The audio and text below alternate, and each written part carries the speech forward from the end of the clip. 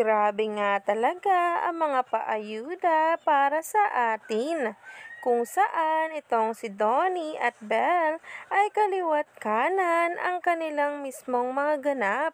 Lalo pa nga sa promotion ng kani-kanilang mga solo ganap kung saan si Donnie ay nagpunta nga sa Cebu para nga ipromote ang kanyang upcoming movie na Gigi.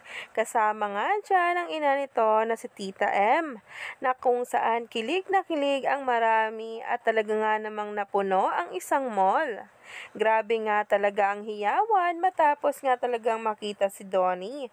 Pero ito na nga guys ang ating latest update kung saan tinanong nga sa TV Patrol interview kung kailan nga ulit mangyayari ang concert ni Belle.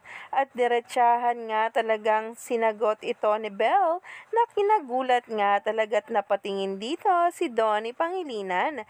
Narito nga mismo ang maikling video, sabay-sabay nating tingnan. Sunod na bang concert yun? Secret! Thank you guys. Kung kailanman ito ay dapat nga nating abangan. For now ay mag-focus muna tayo sa mga solo ganap at magkasamang ganap ng Don Bell. Grabe nga talaga ang kilig ng marami nang malaman nga talaga na may upcoming concert din si Bell.